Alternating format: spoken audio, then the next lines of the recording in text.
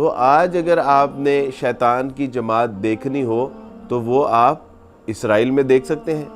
وہ جو یہودی ہیں جو ہمارے بہن بھائیوں کو قتل کر رہے ہیں، جو معصوم بچوں کو مار رہے ہیں، جو ہاسپٹلز کے اوپر بم گرا رہے ہیں، اور جو عورتوں کو جو ہے وہ اپنا قتل کر رہے ہیں، جو بزرگوں کو مار رہے ہیں، ان کے گھر توڑ رہے ہیں اور ان کا پانی کھانا سب کچھ انہوں نے بند کر دیا ہوا ہے، تو یہ کون کر رہے ہیں؟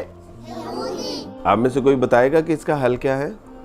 تو ہم نے جو ہے وہ تعلیم بھی حاصل کرنی ہے تاکہ ہم پڑھ لکھ کے ایک بڑے اور اچھے مسلمان بن سکیں. اس کے ساتھ ساتھ ہم نے اللہ کی راہ میں اتنا مضبوط، اتنا سٹرونگ بننا ہے کہ اللہ کی راہ میں ہم جہاد بھی کر سکیں. اور جب اللہ کی راہ میں ہم لڑیں گے، جہاد کریں گے، جہاد کی تعلیم حاصل کریں گے، قرآن سیکھیں گے، ایک اچھے سچے پکے اور بڑے مسلمان بنیں گے، تو کیا ہوگا؟ اس سے اللہ سبحانہ و تعالیٰ مسلمانوں کی مدد اور نصرت فرمائیں گے.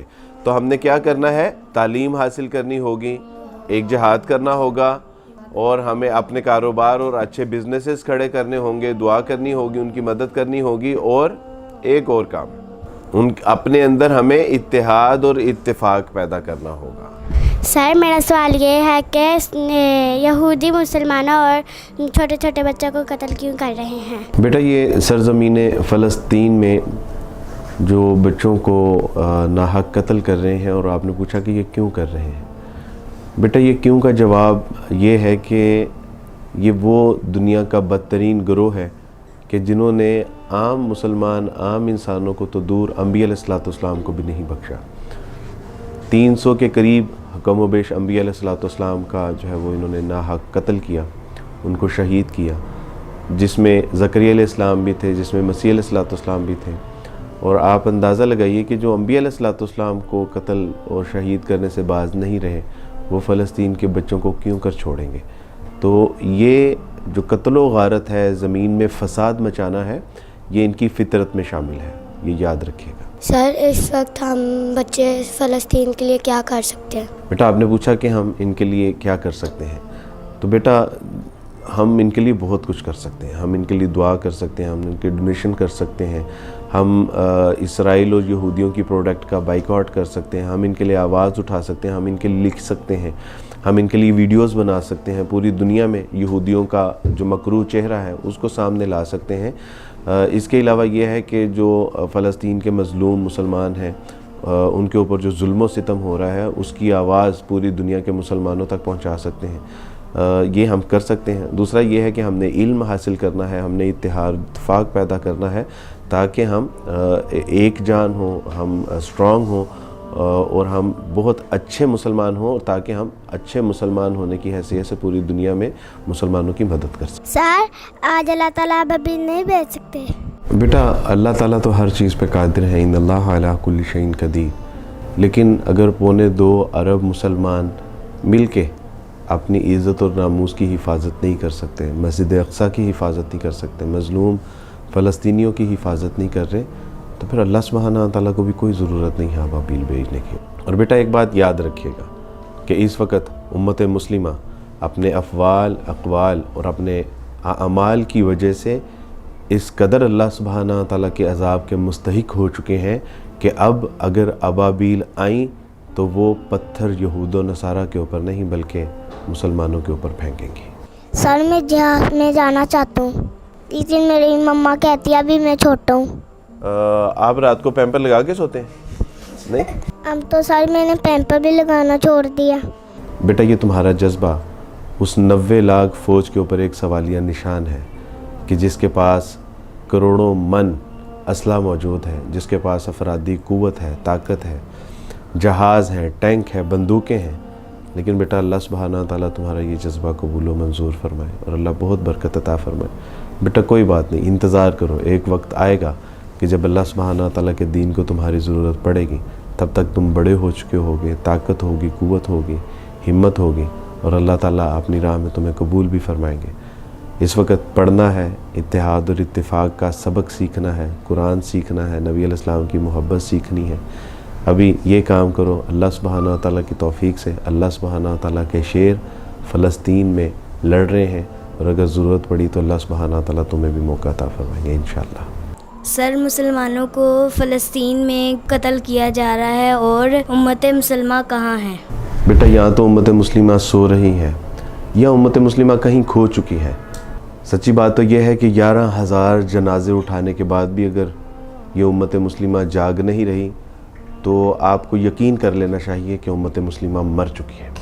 فلسطین کی ایک بچی کا پیغام موصول ہوا تھا، اس نے کہا تھا کہ مسلمانوں سے کہیے کہ ہمارے جنازے پڑھنے کی کوئی ضرورت نہیں ہے، جنازہ اگر پڑھنا ہے تو امت مسلمہ کا پڑھیے، ہم تو شہید ہیں، ہم تو زندہ ہیں، ہاں اس کا جنازہ پڑھیے جو مر چکی ہیں۔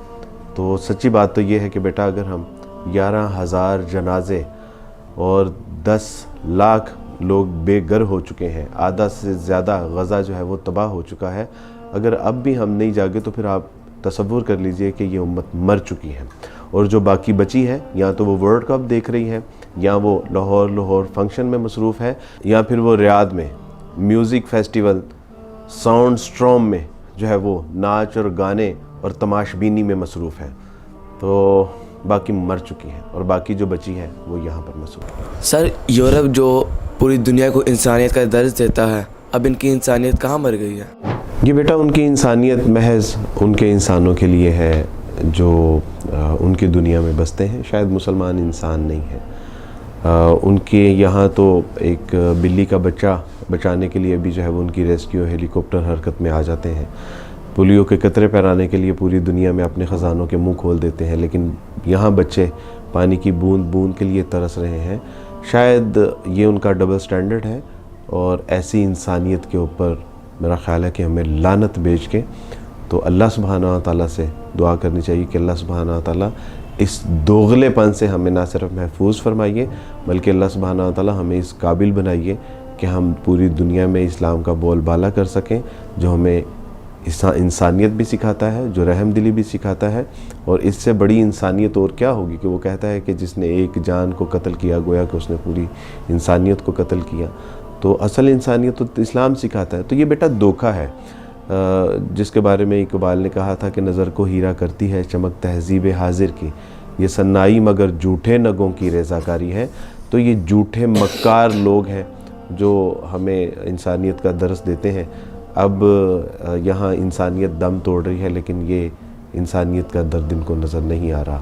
UN جو کہ ہیومینٹی کا چارٹر لے کے اور انسانیت کی عزت اور احترام اور اکرام کے لیے بنا تھا، وہ جنیوا کنونشن جس میں انسانیت کے تحفظ اور اس کے دفاع کے لیے بڑے بڑے منٹس فائل بنے تھے، آج وہ ساری جو ہے وہ زمین بوس ہو چکی ہیں، دفن ہو چکی ہیں۔ باقی جو آپ کو UNO اور یہ ساری چیزیں ہیومینیٹیرینز کنٹریز نظر آتی ہیں، یہ زندہ لاشیں ہیں جس کے بارے میں مسیح نے کہا تھا کہ یہ چونا پھری قبریں ہیں کہ جو اوپر سے تو خوشنما نظر آتی ہیں لیکن ان کے اندر ہڈیاں ہیں اور کیڑے اور مکوڑے ہیں۔ تو یہ بالکل یہی منظر پیش کر رہے ہیں۔ سر آپ اللہ کی رضا کے لیے اللہ کے لیے کیا دے سکتے ہیں؟ سر میرے پاس کچھ پیسے ہیں، میں فلسطین بھیجنا چاہتا ہوں۔ اللہ بہت برکت عطا فرمائے۔ سر ہم فلسطین کی مدد کیسے کر سکتے ہیں؟ بیٹا جو فلسطین کی مدد کرنے پہ قادر ہیں وہ اس وقت بے حسی اور بے بسی کی تصویر بنے ہوئے ہیں، بے شرمی کا مظاہرہ کر رہے ہیں۔ تو بیٹا آپ لوگ تو بس ان کے آپ لوگ تو صرف ان کے لیے دعا ہی کر سکتے ہیں۔ آپ دعا کریں کہ اللہ سبحانہ تعالیٰ ان کی حفاظت فرمائے اور خزانہ غیب سے مدد فرمائے۔ جب اللہ کے حضور بچے ہاتھ اٹھاتے ہیں تو اللہ سبحانہ تعالیٰ ان کی دعا ضرور سنتے ہیں، لہٰذا آپ ان کے لیے دعا کیجیے۔ سر آپ صلاح الدین ایوبی کیوں نہیں آتا؟ بیٹا اس وقت امت مسلمہ کے 2.25 ارب لوگ ہیں، اور اگر 2.25 ارب لوگ ان کے اندر اتحاد نہیں ہے، اتفاق نہیں ہے، اور اپنے مسلمان بہن بھائیوں کی وہ مدد کرنے سے قاصر ہیں، اپنی عیاشیوں میں مبتلا ہیں، اپنے مزے میں اپنی زندگی میں مگن ہیں، وہ ورلڈ کپ دیکھ رہے ہیں، وہ میوزک شو دیکھ رہے ہیں، وہ فلمیں اور ڈرامے دیکھنے میں مگن ہیں، جب قومیں ایسی روش اختیار کر لیتی ہیں تو پھر ان میں صلاح الدین ایوبی نہیں بلکہ چنگیز خان اور خلاقو خان آیا کرتے ہیں۔ اچھا اللہ کی مدد کب آئے گی؟ بیٹا اللہ سبحانہ تعالیٰ قرآن مجید میں ارشاد فرماتے ہیں نصر من اللہ و فتح قریب، اللہ سبحانہ تعالیٰ کی مدد قریب ہے اور اللہ ضرور فتح نصیب فرمائیں گے۔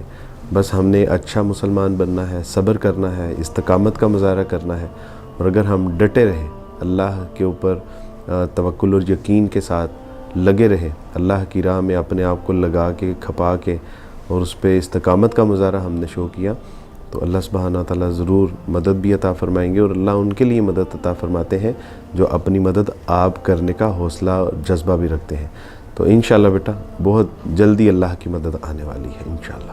سر تمہاری اس مسئلے کا حال کیا ہے؟ بیٹا اس کا حل یہی ہے کہ ہم سارے ایک ہوں، نیک ہوں، ہمارے اندر اتحاد ہو، اتفاق ہو، ہم ایک دوسرے کی مدد کرنے والے ہوں، ایک دوسرے کی آواز بننے والے ہوں، ایک دوسرے کے لیے آواز اٹھانے والے ہوں، ایک دوسرے کے لیے دعا کرنے والے ہوں، اور پوری امت مسلمہ جب مل کے ان کے لیے کوشش کرے گی، جدوجہد کرے گی، ایفرٹ کرے گی، فلسطین مظلوم بہن بھائیوں کے لیے پوری دنیا میں آواز اٹھائے گی، تو اللہ کی مدد بھی آئے گی۔ اللہ سبحانہ تعالیٰ ان یہودیوں سے اس زمین کو پاک کر دیں گے جو فتنہ اور فساد پھیلانے والے یہودی ہیں، اور اللہ سبحانہ تعالیٰ فلسطین کو آزاد فرما دیں گے، اور پھر ایک دن آئے گا کہ ہم سارے اکٹھے ہو کے بیت المقدس میں جا کے انشاءاللہ سجدہ شکر کریں گے۔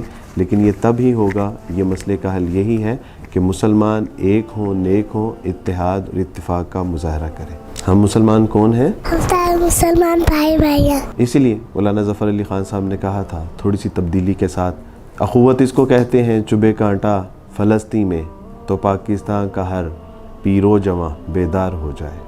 فلسطین کے ساتھ کھڑا ہوں۔ فلسطین میں قتل و غارت، ہم سب فلسطین کے، ہم سب فلسطین کے، اللہم انصر مسلمین فی فلسطین، اللہم انصر مسلمین فی غزہ، آمین برحمتک یا ارحم الراحمین۔